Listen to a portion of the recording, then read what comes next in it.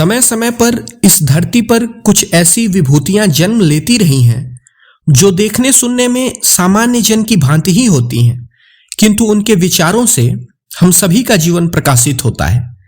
ऐसी ही महान विभूतियों में गुरु गोविंद सिंह की गणना की जाती है। गुरु गोविंद सिंह का जन्म उस समय हुआ जब भारत में मुगलों का शासन था। मुगल शासकों की कार्यनीति एवं समाज के प्रति अपनाए गए व्यवहार से जनता में असंतोष बढ़ रहा था। गुरु तेग बहादुर के पुत्र तथा उत्तराधिकारी गुरु गोविंद सिंह ने सिख आंदोलन को नई दिशा दी। जनता पर हो रहे क्रूर अत्याचार को देखकर गोविंद सिंह ने बाल्यकाल में ही अनुभव किया कि आतंक तथा भ्रष्ट शासन से निपटने के लिए समाज को संगठित होना चाहिए। उनकी लड़ाई प्रमुख रूप से तत्कालीन शासन से थी, न कि इस्लाम धर्म से। इसका स्पष्ट प्रमाण इस बात से मिलता है कि इन्होंने अपनी सेवा में कई पठानों को लगा रखा था और इस लड़ाई में उन्हें पीर बुद्धू शाह का सहयोग प्राप्त था। मुगलों के विरुद्ध लड़ाई में सईद बेग और मेमू खां भी इनकी तरफ से लड़े थे। नबी खां और गनी खां ने उन्हें मुगल सेना से बचाया था। वे पंजाब में भी वैसी ही जागृति पैदा करना चाहते थे जैसी शिवाजी ने महाराष्ट्र में की थी। गोविंद सिंह को लगभग 10 वर्ष की अवस्था में गुरु की गद्दी मिली। सिख धर्म का आरंभ बाबा नानक ने किया था। बाबा नानक के बाद सिख धर्म मानने वालों की संख्या में वृद्धि होने लगी। अब सिखों ने अपनी आत्मरक्षा हेतु अपने आप को संगठित करना प्रारंभ कर दिया। 10वें गुरु गुरु गोविंद सिंह के समय सिख लोग भली भांति संगठित हो गए। वे सैनिकों की भांति घुड़सवारी करते, तलवार चलाते एवं कवायद करते और लड़ाई लड़ते थे। इतना ही नहीं, कुछ राजकाज भी होने लगा। अब गुरु लोग धार्मिक गुरु के साथ साथ राजा के समान रहने लगे। इनके शिष्य इन्हें भेंट देते। इस कार्य के लिए इन्होंने स्थान स्थान पर कुछ व्यक्ति नियुक्त कर दिए जिन्हें मसंद कहते थे। गुरु हरगोविंद ने, जो गुरु गोविंद सिंह के पितामह थे, सिखों को पूरा सैनिक बना दिया था। वे स्वयं सैनिक वेश में दरबार किया करते थे। उनके शिष्य तथा दरबारी उन्हें सच्चे बादशाह कहते थे। इसका आशय है कि अन्य बादशाह बनावटी हैं, केवल वे ही धार्मिक बादशाह हैं, अतः वे ही सच्चे बादशाह हैं। जिस समय गुरु गोविंद सिंह गुरु की गद्दी पर बैठे, पंजाब में सिखों की संख्या बहुत बढ़ गई थी। वे अपने गुरु से अत्यधिक प्रेम करते थे और उनके लिए प्राण देने के लिए भी तैयार रहते थे। गुरु गोविंद सिंह शिष्यों के आग्रह पर अंबाला के निकट आनंदपुर नामक स्थान पर आ गए। यह उनके पिता गुरु तेग बहादुर सिंह की राजधानी थी।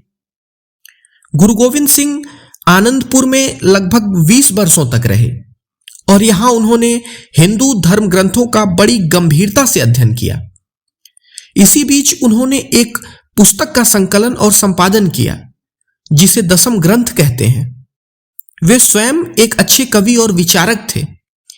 गुरु नानक की भांति वे भी एक ईश्वर को मानने वाले थे।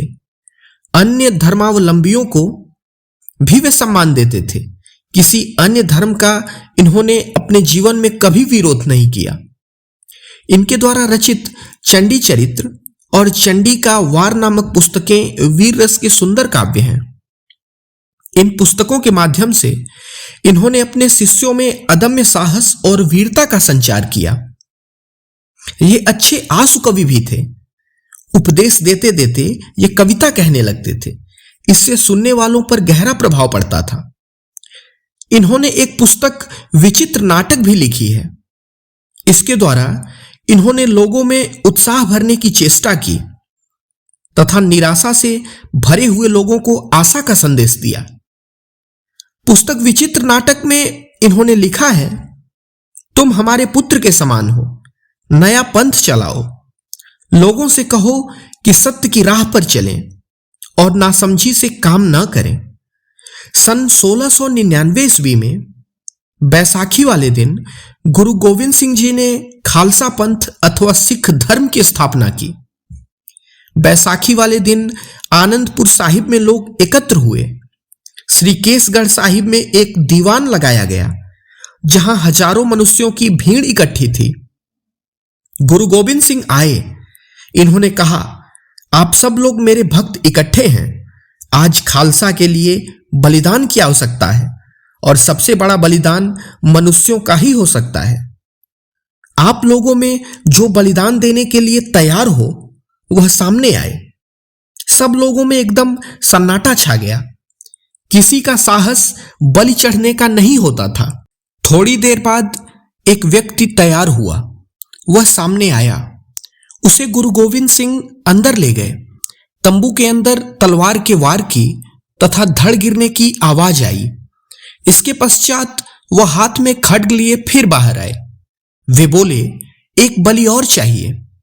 इस प्रकार पहले से जल्दी दूसरा आदमी तैयार हो गया। उसको भी वे अंदर ले गए और बलि दे दी। बाहर आकर तीसरी बलि की मांग की। इस प्रकार बलि के लिए 5 आदमी वह अंदर ले गए। इसके बाद गुरु गोविंद सिंह के साथ वे 5 सुसज्जित वस्त्रों के साथ बाहर आए। लोगों को बड़ा अचंभा हुआ। वे गुरु के आशीर्वाद से ही जीवित हो उठे।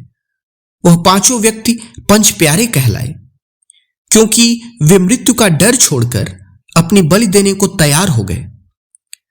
गुरु गोविंद सिंह जी ने 5 वस्तुओं को ग्रहण करना आवश्यक बताया। वे वस्तुएं हैं केस, कड़ा, कंघा, कक्ष और कृपाण। ये 5 ककार कहे जाते हैं। प्रत्येक सिख इन 5 वस्तुओं को अपने साथ रखता है। गुरु गोविंद सिंह ने यह भी अनुभव किया कि जाति पाति से देश को बड़ी हानि हो रही है और यह संगठन में भी बाधक है। इसलिए सिख धर्म में उन्होंने जाति पाति का भेदभाव नहीं रखा। उन्होंने अपने शिष्यों को आज्ञा दी कि कट्टरता को छोड़ो और अपने गुरु की आज्ञा को ही सबसे बढ़कर मानो। उन्होंने अपने शिष्यों से जाति सूचक शब्द को छोड़कर प्रत्येक सिख के नाम में सिंह जोड़ना आवश्यक बना दिया, जिससे वह अपने को सिंह अर्थात शेर के समान अनुभव करे। इन सब का परिणाम यह हुआ कि सिख संगठित सैनिक बन गए। पास पड़ोस के राजा उनसे ईर्ष्या करने लगे। आनंदपुर के पड़ोसी राजाओं से उनका युद्ध भी हुआ, जिसमें ये विजयी रहे, किंतु आगे और भी विपत्ति खड़ी हो गई। सिखों की वीरता की बात जब औरंगजेब के कानों में पड़ी तो वह इस बात से चिंतित और भयभीत हो गया। वह इस बात से चिंतित हो गया कि उसकी राजधानी दिल्ली के निकट एक नई शक्ति उभर रही है। उस समय औरंगजेब किसी अभियान में दक्षिण गया हुआ था। उसने अपने सैनिकों को वहीं से आज्ञा दी कि गुरु गोविंद सिंह पर आक्रमण किया जाए। आनंदपुर घिर गया। बड़ी कठिनाई से गुरु गोविंद सिंह वहां से कुछ साथियों के साथ बचकर बाहर निकले। इसके बाद लगभग 6-7 वर्षों तक वे औरंगजेब से युद्ध करते रहे। इन्हीं लड़ाइयों में गुरु गोविंद सिंह के 2 पुत्र मार दिए गए और 2 को सरहिंद के सूबेदार ने दीवार में चुनवा दिया। इन सब कठिनाइयों और दुखों में भी गुरु गोविंद सिंह ने अपना धैर्य और साहस नहीं खोया। गुरु गोविंद सिंह के शौर्य से भयभीत औरंगजेब ने उनकी गिरफ्तारी का आदेश दे दिया, किंतु इसी बीच औरंगजेब की मृत्यु हो गई और उसके लड़कों में राज्य के लिए लड़ाई छिड़ गई। गुरु ने उसके एक लड़के बहादुर शाह का साथ दिया, जो बाद में औरंगजेब का उत्तराधिकारी बना। बहादुर शाह से मिलने के लिए वे दक्षिण जा रहे थे। मार्ग में किसी शत्रु द्वारा घायल कर दिए जाने से 42 वर्ष की अवस्था में गुरु गोविंद सिंह जी की मृत्यु हो गई। अपने छोटे से जीवन काल में उन्होंने जो भी कार्य किया वे सचमुच सराहनीय है। सिख संप्रदाय में गुरु परंपरा की समाप्ति का श्रेय भी गुरु गोविंद सिंह जी को ही जाता है। अपनी मृत्यु से कुछ समय पूर्व एक समारोह में गुरु गोविंद सिंह जी ने 5 पैसे व 1 नारियल गुरु ग्रंथ साहिब के आगे रखकर माथा टेका और गुरु ग्रंथ साहिब को गुरुपद की पदवी प्रदान की। इसके पश्चात उन्होंने कहा कि आज के बाद कोई देहधारी व्यक्ति गुरु नहीं होगा, बल्कि गुरु ग्रंथ साहिब जी ही आज के बाद से सिखों के गुरु के रूप में जाने जाएंगे। सब सिखन को हुक्म है गुरु मान्यो ग्रंथ। गुरु गोविंद सिंह सिखों के महान गुरु थे। उन्होंने भेदभाव मिटाकर खालसा पंथ को संगठित किया और देशवासियों में नई स्फूर्ति एवं प्रेरणा दी। निसंदेह वे हमारे देश के अमूल्य रत्न थे, जिन्हें हमारा देश कभी नहीं भूल सकता।